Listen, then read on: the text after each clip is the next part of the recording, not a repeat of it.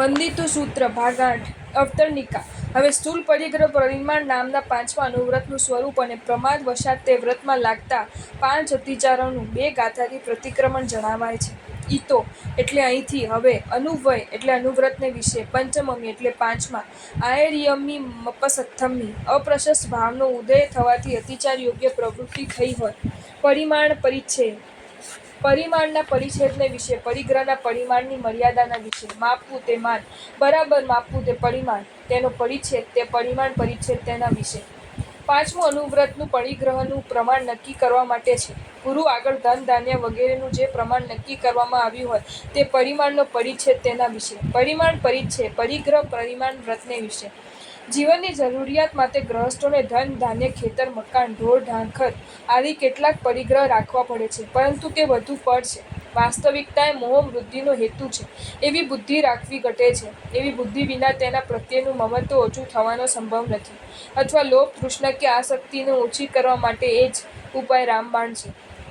તેથી વ્રતધારી શ્રાવક પરિગ્રહ પ્રત્યેની મમતા ઓછી કરી પોતાની તમામ માલ મિલકતની મર્યાદા કરે છે અને કયા ક્રમે તેને ઘટાડતા રહેવું તેની ચોક્કસ ક્રમ નક્કી કરે છે. આ વ્રતને પરિગ્રહ પરિમાણ વ્રત કહેવામાં આવે છે. ઉપાસક દશાંગ સૂત્રમાં આ વ્રતને ઈચ્છાવિધિ પરિમાણના નામથી ઓળખવામાં આવ્યું છે. અમર્યાદિત પરિગ્રહ મહાપાપનું કારણ છે, કારણ કે તેને મેળવવામાં અને સાચવવામાં બહુધા બધા જ પાપ સ્થાનકોનો આશ્રય લેવો પડે છે. પરિગ્રહ અમર્યાદિત હોય એટલે પ્રવૃત્તિઓ આરંભ સમારંભો પણ અમર્યાદિત હોય છે. તેથી હિંસાનું સેવન મોટા પ્રમાણમાં થાય છે. વળી પરિગ્રહમાં મૂર્છિત થયેલો જીવ અનેકવાર જૂઠું બોલે છે, કોઈની અણદીધી વસ્તુ ઉપાડી લે છે અથવા તો રાજ્યનો કરો છુપાવે છે, લોકોને છેતરે છે, તે માટે તેમની સાથે નિરર્થક ઝઘડા કરે છે, યુક્તિઓ રચે છે અને પ્રપંચો પણ અજમાવે છે. પરિગ્રહની મૂર્છાને લીધે જ તેવા જીવો માતા પિતા મુરબ્બીઓ અને વડીલોનો સંબંધ ભૂલી જાય છે, ભાઈ ભગીની, પત્ની પરિવાર કે સ્વજન મિત્રના સંબંધને વિસરી જાય છે અને ન કરવાના અનેક કૃત્યો કરી બેસે છે. ઇતિહાસને પાને એવા અનેક દાખલાઓ નોંધાયા છે કે જ્યારે માણસે રાજ્ય લોક કે અમર્યાદિત ધન લાલસાને કારણે પિતાને કેદમાં પૂર્યો હોય, ઝેર દીધું હોય કે તેનું ખૂન કર્યો હોય, માતાને મારી નાખી હોય, પત્નીએ પતિને કે પતિએ પત્નીને જીવતી સળગાવી દીધી હોય અને છૈયા છોકરા તથા સ્વજન પરિવારને સદંતર તછોડ્યા હોય. એટલે અમર્યાદિત પરિગ્રહ એ પતનનું નિશ્ચિત કારણ છે અને તેની મર્યાદા કે તેના ત્યાગ વડે જ સદ્ગુણો કે સધર્મની પ્રાપ્તિ થઈ શકે છે. હવે પાંચમા અનુવ્રતને વિશે લાગેલા અતિચારોનું પ્રતિક્રમણ કરવામાં આવે છે. અહીં પ્રમાદના પ્રસંગથી કે ક્રોધાદિ અપ્રશસ્ત ભાવનો ઉદય થવાથી સ્થૂળ પરિગ્રહ પરિમાણ વ્રત વિશે અતિચારથી હું પ્રતિક્રમું છું. અવતરણિકા. હવે પાંચમા અનુવ્રતના સ્થૂળ પ્રતિમાણ વ્રતના 5 અતિચારો દર્શાવીને તે પાંચેય અતિચારોનું પ્રતિક્રમણ જણાવાય છે. ધણ ધણ ખિત વત્તુ રૂપ સુવર્ણે. ધન ધાન્ય ક્ષેત્ર વાસ્તુ રૌપ્ય સુવર્ણે. ધન ધાન્ય પ્રમાણિતિક્રમ. ક્ષેત્ર વાસ્તુ પ્રમાણાતિક્રમ. રૌપ્ય સુવર્ણ પ્રમાણાતિક્રમ. તેના વિશે. ધન અને ધાન્ય તે ધન ધાન્ય, તેનું પ્રમાણ તે ધન ધાન્ય પ્રમાણ, તેનું અતિક્રમણ કરવું તે ધન ધાન્ય પ્રમાણિતિક્રમ.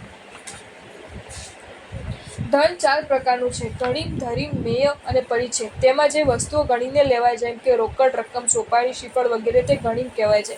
જે વસ્તુઓ ધારીને તોડીને લેવાય જેમ કે ગોળ સાકર વગેરે તે ધરીમ કહેવાય છે.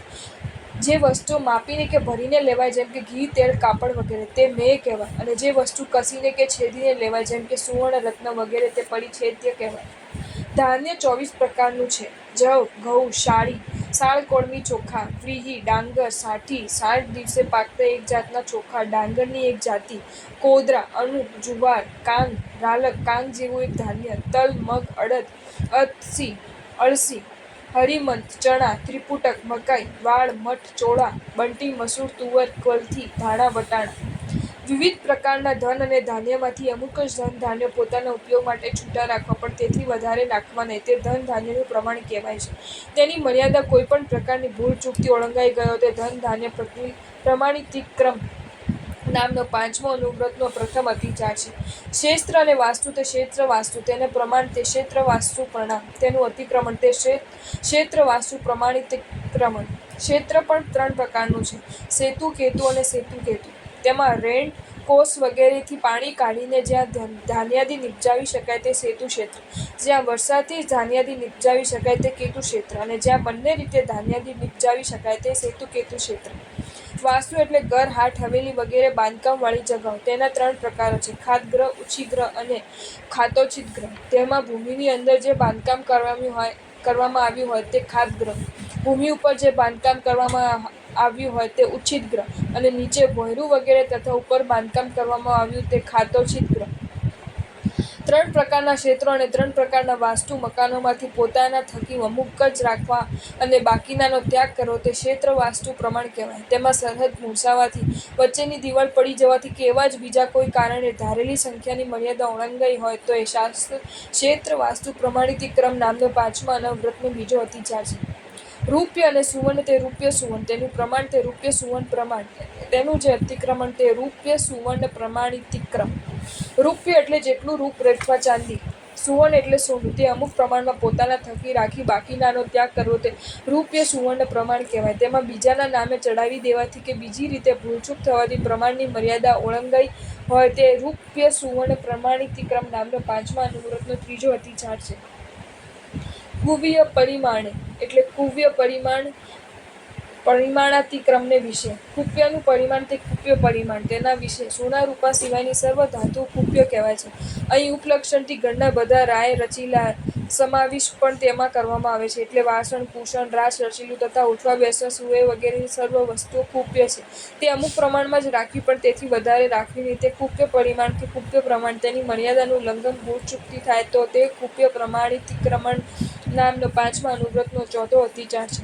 દ્વિપએ ચૌપયમ એટલે દ્વિપદ અને ચતુષ્પદને વિશે. દ્વિપદ ચતુષ્પદ પ્રમાણિતિક્રમને વિશે. બે છે પદ જેને તે દ્વિપદ, ચતુર છે પદ જેને તે ચતુષ્પદ. દ્વિપદ અને ચતુષ્પદ તે દ્વિપદ ચતુષ્પદ, તેના પ્રમાણનું અતિક્રમણ તે દ્વિપદ ચતુષ્પદ પ્રમાણિતિક્રમ. માણસો અને પક્ષીઓ 2 પગવાળા છે તેથી તે દ્વિપદ કહેવાય છે. દાસ દાસી, નોકર ચાકર, ઘાટી રસોઈયા, વડોતર, ગુમાસ્તા તથા મેના, પોપટ, કૌવા, બુલબુલ, તેતર, મોર વગેરે પક્ષીઓનો સમાવેશ આ પ્રકારમાં થાય છે. પશુઓ 4 પગવાળા છે તેથી તે ચતુષ્પદ કહેવાય છે. ગાય, બળદ, ભેંસ, પાડા, બકરા, ઘેટા, ઘોડા, ઊંટ, હાથી વગેરેનો સમાવેશ આ પ્રકારમાં થાય છે. નોકર ચાકર, પશુ અને પક્ષીઓ પોતાના થકી અમુક જ રાખવા પણ વધારે રાખવા નહીં એવા પ્રમાણને દ્વિપદ ચતુષ્પદ પ્રમાણ કહેવાય છે. કોઈ પણ કારણસર ભૂલચૂકથી તે પ્રમાણની મર્યાદા ઓળંગાઈ હોય તો એ દ્વિપદ ચતુષ્પદ પ્રમાણિતિક્રમ નામના 5મા અનુવ્રતને 5મો અતિચાર છે. ધણ ધર્ણ ચૌપયમ ધન, ધાન્ય, ક્ષેત્ર, વાસ્તુ, રૂપું, સોનું, કુપ્ય, દ્વિપદ અને ચતુષ્પદના પરિગ્રહને વિશે. પરિગ્રહ 2 પ્રકારનો છે: બાહ્ય અને અભ્યંતર. તેમાં બાહ્ય પરિગ્રહના વિવિધ પ્રકારો નીચે પ્રમાણે છે: સચિત અને અચિત એ રૂપ 2 પ્રકારે છે. ધાન્ય, રત્ન, સ્થાવર, દ્વિપદ, ચતુષ્પદ અને કુપ્ય એ રૂપ બાહ્ય પરિગ્રહ 6 પ્રકારે છે. ધન, ધાન્ય, ક્ષેત્ર, વાસ્તુ, રૂપું, સોનું, કુપ્ય, દ્વિપદ અને ચતુષ્પદ એ રૂપ બાહ્ય પરિગ્રહ 9 પ્રકારે છે. અને 24 પ્રકારના ધાન્ય, 24 પ્રકારના રત્નો, 3 પ્રકારના સ્થાવરો, 2 પ્રકારના દ્વિપદો, 10 પ્રકારના ચતુષ્પદો અને 1 પ્રકારનું કુપ્ય એ રીતે બાહ્ય પરિગ્રહ 64 પ્રકારે છે. આ સર્વ બાહ્ય પરિગ્રહના પ્રકારોમાંથી ત્રીજા નંબરના ધાન ધન્યાદિ રૂપ 9 પ્રકારો મુખ્યતયા પ્રસિદ્ધ છે કારણ કે તે 9 પ્રકારોમાં બીજા બધા જ પ્રકારો અંતર્ગત થઈ જાય છે. અહીં અતિચાર ગણનાના પ્રસંગમાં પણ તે ધન ધાન્યાદિ 9 પ્રકારની જ પસંદગી કરવામાં આવી છે. 9 પ્રકારના પરિગ્રહમાંથી બબ્બેના 4 જોડકા બનાવી કુપ્યને જુદું રાખવામાં આવ્યું છે અને તે રીતે અતિચારોની સંખ્યા આગળના બધા અનુવ્રતોની અતિચારોની જેમ 5ની જાળવી રાખવામાં આવી છે. ધન ધાન્યનું, ક્ષેત્ર વાસ્તુનું, સોના રૂપા સિવાયની તમામ અજીબ ઘર વકરીનું અને માણસો, પક્ષીઓ તથા પશુઓનું પ્રમાણ ઓળંગતા એ પ્રમાણે 5મા વ્રતના અતિચાર વિશે દિવસ દરમિયાન જે કંઈ અશુભ કર્મ બંધાવે તે સર્વેથી હું પાછો ફરું છું. અવતરણિકા પહેલાં જણાવી ગયા તે 5 અનુવ્રતો શ્રાવક ધર્મરૂપી વૃક્ષના મૂળ સમાન હોવાથી મૂળ ગુણો કહેવાય છે. એ મૂળ ગુણોને પુષ્ટિ કરે એવા 7 વ્રતો 3 ગુણવ્રત અને 4 શિક્ષા વ્રત એ શ્રાવક ધર્મરૂપી વૃક્ષની શાખા પ્રશાખા સમાન હોવાથી ઉત્તર ગુણો કહેવાય છે. હવે દિક્પરિમાણ રૂપ પ્રથમ ગુણવ્રત નામના 6થા વ્રતનું સ્વરૂપ અને પ્રમાદ વશાત તે વ્રતમાં લાગેલા 5 અતિચારોનું પ્રતિક્રમણ જણાવાય છે. જો તમને આ વિડીયો ગમ્યો હોય તો આ વિડીયોને લાઈક કરો અને મારી ચેનલ જૈન ફેક્ટ્સ એન્ડ સ્ટોરીઝને સબસ્ક્રાઈબ કરો. ધન્યવાદ.